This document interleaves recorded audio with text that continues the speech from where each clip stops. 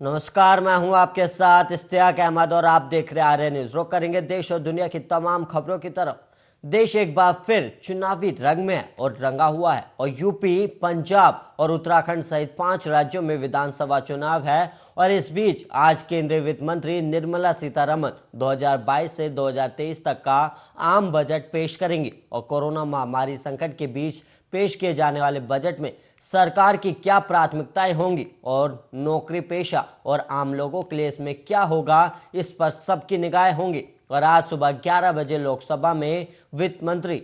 निर्मला सीतारमण साल 2022 और 23 का आम बजट पेश करेंगी और वित्त मंत्री अपने दिन की शुरुआत सुबह 9 बजे से करेंगे और केंद्रीय मंत्री अपनी टीम के साथ सुबह 9 बजे वित्त मंत्रालय से राष्ट्रपति भवन के लिए रवाना होंगी। और वित्त मंत्रालय की महानिदेशक के मुताबिक राष्ट्रपति रामनाथ कोविंद से मिलने के बाद वित्त मंत्री प्रधानमंत्री नरेंद्र मोदी की अध्यक्षता में कैबिनेट को बजट के बारे में संक्षिप्त जानकारी देगी और उनके बाद संसद के लिए रवाना होंगी। और वहीं स्थापित परंपराओं के अनुसार भारत के राष्ट्रपति को सबसे पहले केंद्रीय वित्त मंत्री द्वारा बजट प्रावधानों के बारे में जानकारी दी जाती है।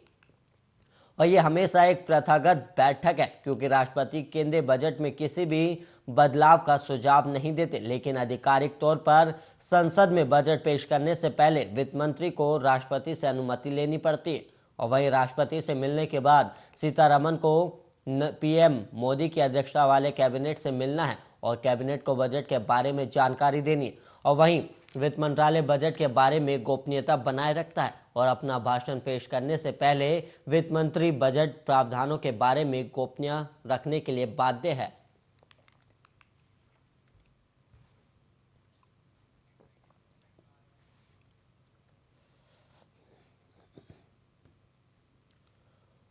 वहीं यूपी में विधानसभा चुनावों के लिए चुनाव आयोग द्वारा 5वें चरण की अधिसूचना आज जारी की जाएगी और इसी अधिसूचना के जरिए जारी होते ही प्रत्याशियों के नामांकन दाखिल की प्रक्रिया शुरू कर दी जाएगी। और इस चरण में राज्य के 11 जिलों की 60 विधानसभा सीटों पर चुनाव होंगे और अधिसूचना जारी होते ही प्रत्याशी इन सीटों पर नामांकन भी दाखिल करा सकेंगे। और चुनाव आयोग के अनुसार प्रदेश में 5वें चरण में रायबरेली, अमेठी, सुल्तानपुर, चित्रकूट, प्रतापगढ़, इलाहाबाद, बाराबंकी, अयोध्या, बेरज, गोंडा, श्रावस्ती आदि जिलों में वोट डाले जाएंगे। और 5वें चरण में अवध, बुंदेलखंड और तराई क्षेत्र के 11 जिलों की 60 विधानसभा सीटों में 8 फरवरी तक प्रत्याशी अपना नामांकन दाखिल कर सकेंगे। और वहीं नामांकन पत्रों की जांच 9 फरवरी को की जाएगी, जबकि प्रत्याशी अपना नामांकन 11 फरवरी तक वापस भी ले सकेंगे। और वहीं पंजाब विधानसभा चुनाव के लिए आज नामांकन दाखिल करने की आखिरी तारीख है और इसके बाद 117 सीटों पर नामांकन दाखिल नहीं किए जा सकेंगे। और वहीं 2 फरवरी को नामांकन की पड़ताल होगी और 4 फरवरी तक नाम वापस लिए जा सकेंगे। और मतदान 20 फरवरी सुबह 8 बजे से शाम 6 बजे तक होगा, जबकि काउंटिंग 10 मार्च को होगी। और इन 60 सीटों पर मतदान 7 फरवरी को होगा। और इसके अलावा आपको बता दें कि 5वें चरण के चुनावों के बाद प्रदेश में चुनावी सरगर्मियां पूर्वांचल की ओर अपने अंतिम चरणों की तरफ बढ़ जाएंगी। और गौरतलब है कि राज्य में प्रथम चरण में पश्चिमी जिलों में मतदान होना है और वहां पर इस समय चुनाव प्रचार जोरों पर है और सभी पार्टियां वहां पर अपना दमखम दिखाने में लगी हुई हैं। और वेस्ट यूपी में पहले और दूसरे चरण मतदान होना है, वहीं यहां पर पहले चरण के लिए 10 फरवरी को मतदान होगा। और गौरतलब है कि यूपी विधानसभा चुनाव के पहले चरण की 58 सीटों के लिए गुरुवार को 623 उम्मीदवार पहले चरण के लिए मैदान में है और वहीं 35 कैंडिडेट्स ने अपना नामांकन वापस ले लिया था।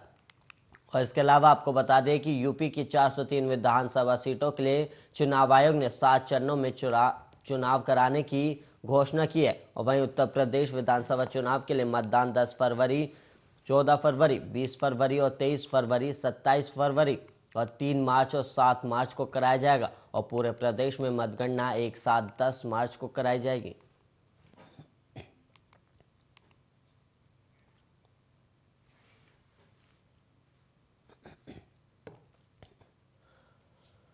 और वहीं यूपी के हापुड़ के धौलाना विधानसभा और गढ़ विधानसभा पहुंचे एआईएमआईएम के राष्ट्रीय अध्यक्ष असदुद्दीन ओवैसी ने अपने पार्टी और उम्मीदवारों के लिए जमकर प्रचार किया और उन्होंने डोर टू डोर प्रचार किया, जिसमें उमड़ी हजारों की भीड़ ने हिस्सा भी लिया। हालांकि ओवैसी के इस डोर टू डोर कैंपेनिंग में कोविड-19 प्रोटोकॉल आचार संहिता धज्जियां उड़ाई दी गई और वहीं प्रचार के दौरान एक बड़ा हादसा भी हुआ। दरअसल एक युवक इस प्रचार प्रसार में करंट लगने से घायल हो गया और ओवैसी को देखने के लिए ट्रक पर चढ़ा युवक हाई टेंशन तार के चपेट में आ गया और वहीं झुलस गया। फिलहाल उसे अस्पताल में भर्ती कराया गया। जनपद हापुड़ के गढ़मुक्तेश्वर विधानसभा से प्रत्याशी फुरकान चौधरी के लिए प्रचार प्रसार और मतदाताओं से डोर टू डोर जनसंपर्क करने के लिए आए कार्यकर्ताओं में से एक 11,000 की बिजली की लाइन की चपेट में आने से एक कार्यकर्ता झुलसा और वहीं असदुद्दीन ओवैसी के पहुंचने से पहले ही समर्थकों में जबरदस्त उत्साह नजर आया और हजारों की संख्या में भीड़ जमा हुई, लेकिन कार्यकर्ता और समर्थक कोविड-19 और आचार संहिता की गाइडलाइन को भी भूल गए और वहीं पुलिस प्रशासन के कहने के बावजूद भी समर्थक और कार्यकर्ता हाय हुल्ला करने से बाज नहीं आए। इसके अलावा आपको बता दें कि यूपी विधानसभा चुनाव में इस बार एआईएमआईएम पहली बार चुनाव लड़ रही है, पर जिस तरह से उनके रैलियों में भीड़ आ रही है उसे देखते हुए इस बार ओवैसी की पार्टी कड़ी टक्कर अपने विरोधियों को दे सकती है।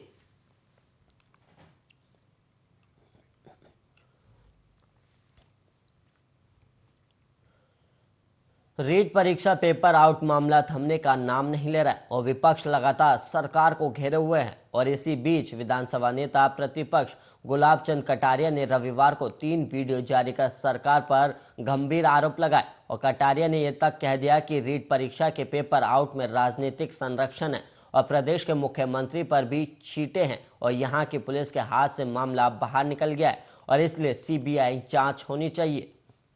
जिसमें मामले की सत्यता राजस्थान की जनता के सामने आए।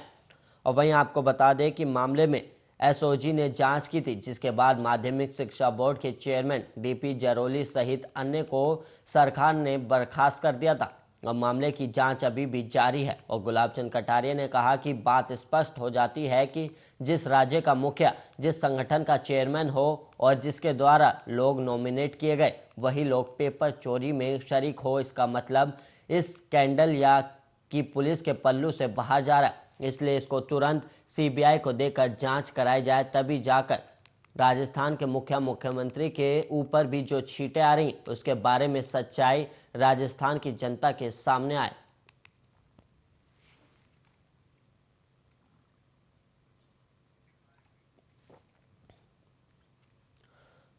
और वहीं बिहार में लागू शराबबंदी कानून सफल हो, इस बाबत राज्य सरकार ने शिक्षकों को नई जिम्मेदारी सौंपी और शुक्रवार को शिक्षा विभाग की ओर से एक पत्र जारी किया गया जिसमें यह कहा गया है कि अब सरकारी शिक्षक मद निषेध विभाग के नंबरों पर कॉल करके क्षेत्र के शराब माफियाओं और शराबियों के संबंध में सूचना देंगे। और वहीं विभागीय आदेश के बाद राज्य भर के शिक्षकों ने प्रदर्शन करना शुरू कर दिया और इधर विपक्ष के साथ साथ सत्ता पक्ष के नेताओं ने भी सरकार के इस फैसले पर सवाल उठाया है। और इसी क्रम में रविवार को मुख्यमंत्री नीतीश कुमार की पार्टी जेडीयू के विधान पार्षद संजीव श्याम सिंह ने शिक्षकों से पियक्कड़ों की जासूसी कराने वाले सरकारी आदेश को बेतुका और अतार्किक बताया है और साथ ही शिक्षा मंत्री विजय चौधरी से आदेश को रद्द करने की मांग की गई है। और इस बारे में उन्होंने बाकायदा सुप्रीम कोर्ट के आदेश का हवाला देते हुए पत्र जारी किया है और पत्र में उन्होंने कहा है कि सरकारी शिक्षकों को पहले ही काफी जिम्मेदारी दी गई है और सुप्रीम कोर्ट के आदेश के बावजूद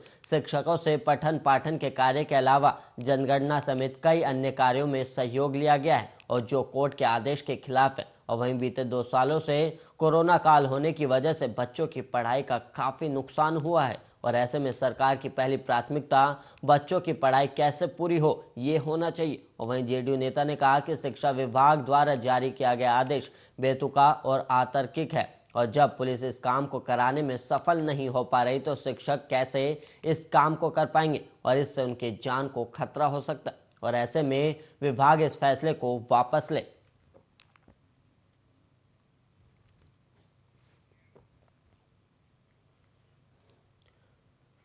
इंदौर में बीजेपी के महासचिव कैलाश विजयवर्गीय ने यूपी चुनाव सहित कई राजनीतिक मुद्दों पर चर्चा की और यूपी चुनाव में कांग्रेस की स्थिति को लेकर कहा कि आज की तारीख में भारतीय जनता पार्टी के सामने कोई भी चुनौती नहीं है। कांग्रेस चुनाव में सांस लेने की कोशिश कर रही है, लेकिन मुझे नहीं लगता कि यूपी में कांग्रेस को कोई जगह मिलेगी। और साथ ही समाजवादी पार्टी के भी पत्ते खुल गए। जिस तरीके की उन्होंने तुष्टीकरण को लेकर बयान लिया है और उससे सपा की असलियत सामने आ गई है। इसलिए यूपी एक पॉलिटिकल स्टेट है, वहाँ के हर 4 घर के बाद एक नेता मिल जाता है और इस तरह के राज्य में छोटे नारों में किसी को भड़काने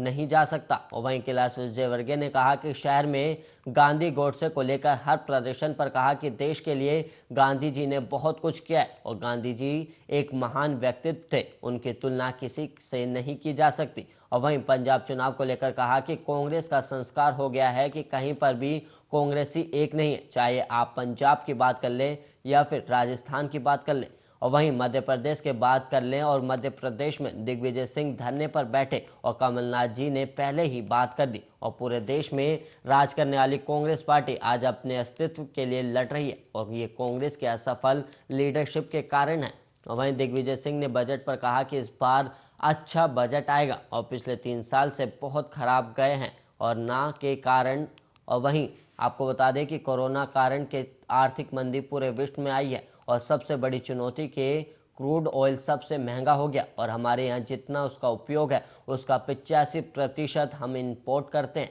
और इस बार एक अच्छा बजट आएगा जो कि देश की अर्थव्यवस्था को मजबूत करेगा।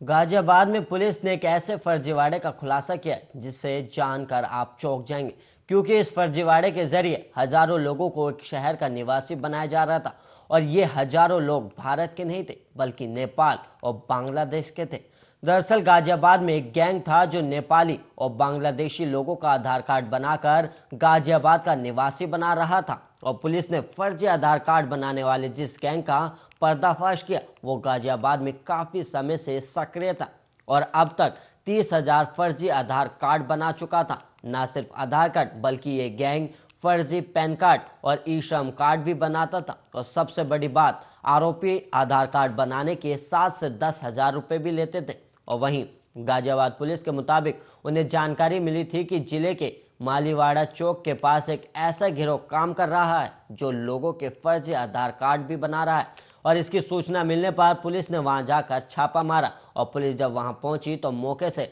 8 लोगों को गिरफ्तार किया, जिसमें 6 पुरुष और 2 महिलाएं शामिल थी, जिन्होंने इस बात को कबूला कि वो पैसे लेकर नेपाल और बांग्लादेश के लोगों का फर्जी आधार कार्ड बना रहे थे। दरअसल पुलिस ने जब आरोपियों से पूछताछ की तो पता चला कि इस गैंग को चलाने वाली बिजनौर की रहने वाली जया चौहान है और वो गाजियाबाद में रहती है। फिलहाल वो फरार है, लेकिन पुलिस ने अब तक 8 लोगों को गिरफ्तार कर लिया है और आरोपियों के कब्जे से 30 लैपटॉप के साथ 137 फर्जी आधार कार्ड बरामद किए हैं।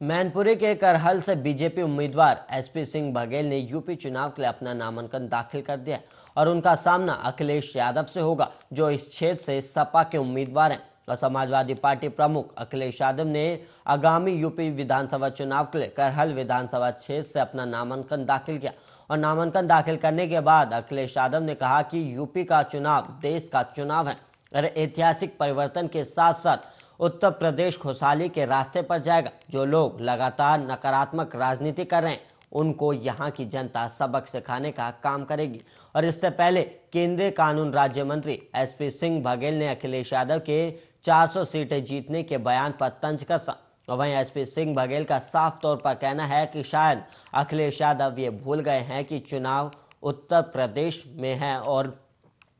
वहीं आपको बता दें कि लोकसभा की 542 सीटों पर उन्होंने आगे कहा कि उनका बयान एक जिम्मेदार व्यक्ति का गैर राजनीतिक बयान है जिस पर लोग हंस रहे हैं। और वहीं करहल विधानसभा सीट मैनपुरी जिले की महत्वपूर्ण सीट है और सोबरन सिंह यादव पिछले 4 बार से करहल से विधायक हैं और यहाँ साल 2017 के विधानसभा चुनाव में सपा के उम्मीदवार ने जीत दर्ज की थी और साल 1993 से लेकर आज तक में सिर्फ एक बार साल 2002 में यहाँ सपा को हार का मुंह देखना पड़ा था। वहीं समाजवादी पार्टी के बाबूराम यादव साल 1993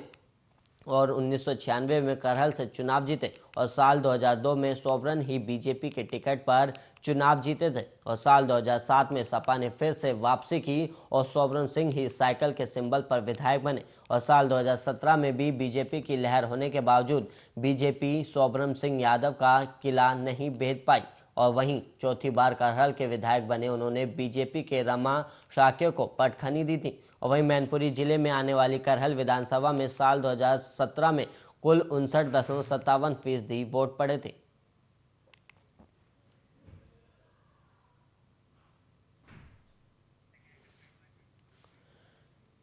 यूपी विधानसभा 2022 चुनाव के मद्देनजर पीएम मोदी ने वर्चुअल चुनावी रैली को संबोधित किया और विपक्ष पर निशाना साधते हुए पीएम मोदी ने कहा कि यूपी में 5 साल पहले व्यापारी लूटता था और बेटी घर से निकलने में घबराती थी, अपराधी सरेआम घूमते थे। जब यूपी दंगे की आग में जल रहा था तब सपा सरकार उत्सव मनाती थी और 5 साल में योगी सरकार ने अब यूपी को इन हालतों से बाहर निकाल दिया है। और पीएम मोदी ने सवाल उठाते हुए कहा कि जो लोग सत्ता खोने के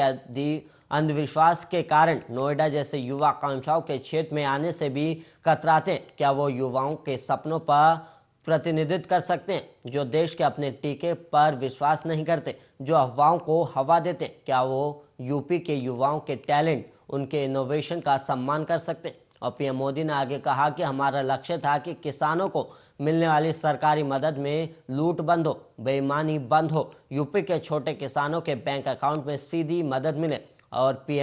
आज पीएम किसान सम्मान निधि से यूपी के किसानों को 43,000 करोड़ रुपए से अधिक सीधे उनके बैंक खातों में मिल रहा है और 2017 से पहले की तुलना में दुगने से भी अधिक खरीद बीते 5 सालों में एमएसपी पर की गई है। और हमने गन्ना किसानों की दिक्कतों को समझते हुए उनके बकाये के जल्द से जल्द भुगतान का भी लक्ष्य रखा था और इस लक्ष्य को भी हमने तेजी से पूरा किया है।